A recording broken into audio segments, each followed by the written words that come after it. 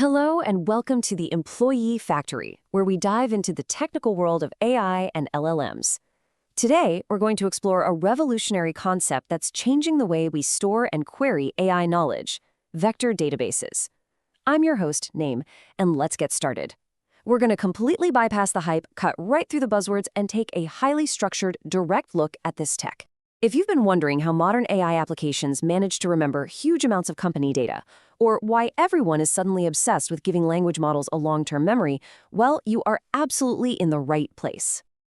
Okay, here is our roadmap for today. We'll kick things off with the AI storage revolution, then we'll break down what a vector database actually is, why it matters, who it's for, and finally, how you can start using it. All right, part one, the AI storage revolution and the problem with traditional search. To understand this solution here, we first really need to look at the massive problem facing enterprise AI right now. Language models have a knowledge cutoff. They don't know what happened yesterday, and they definitely have zero idea what's sitting inside your company's private files. Imagine having a massive library of books. If you search a traditional SQL database for something like how to deploy a React app, it acts like a literal librarian. It's just scanning for exact keyword matches, so if your document happens to be titled A Guide to Shipping Web Applications, the search completely fails, right? Because those exact words aren't there. A vector database, on the other hand, is like a conceptual librarian. It instantly grasps your underlying intent and pulls up that deployment guide because it just inherently knows that shipping web applications and deploying a React app mean the exact same thing. That brings us to part two. What exactly is a vector database? We're talking about storing meaning, not just words. To really wrap our heads around this, we have to ask a pretty foundational question. How does a machine, which, let's be honest, only processes raw numbers, actually comprehend the deep, nuanced context of human language? The secret sauce here is vector embeddings. In the context of AI, vectors are basically just numerical representations of data that can be easily processed and compared. Before we store anything, we use an embedding model to translate our data, whether that's text, images, whatever, into a massive list of numbers. We're typically talking about an array of 1,536 dimensions. This long string of numbers represents the item's semantic meaning as a coordinate in a vast mathematical space. This ensures that concepts with similar meanings, like the words vacation and holiday, literally become physical neighbors in this space. They end up mathematically clustered close to each other. And this right here brilliantly illustrates the true power of embeddings. In this mathematical space, the AI actually learns that concepts like royalty and gender are just manipulatable dimensions of meaning. If you take the numerical vector for king, subtract the vector for man, and then add the vector for woman, the resulting coordinate lands almost perfectly on the vector for queen.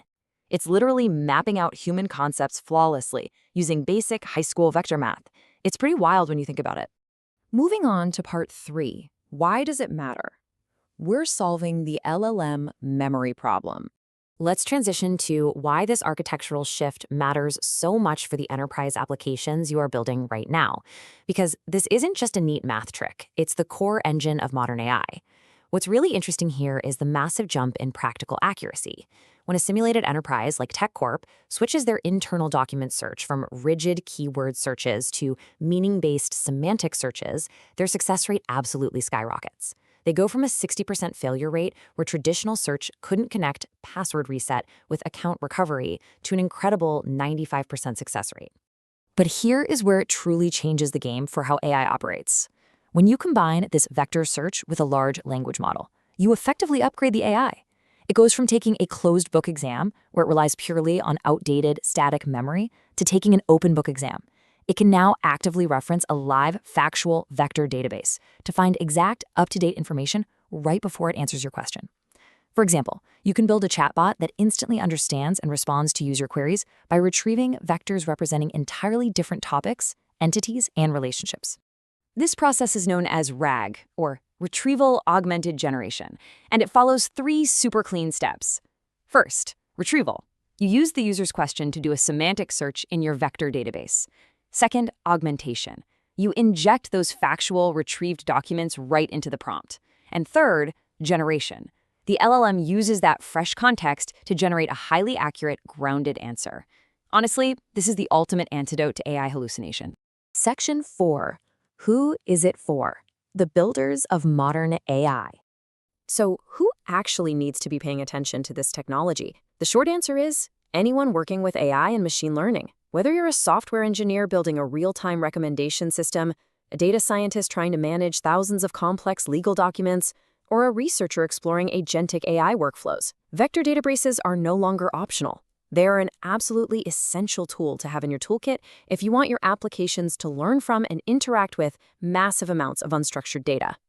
Which brings us to our final section, Part 5, How do you use it? Practical implementation.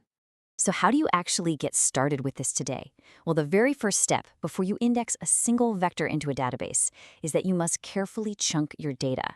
You can't just throw a 100-page PDF into an embedding model. You need to break it down. Best practices dictate using 300 to 500 token chunks.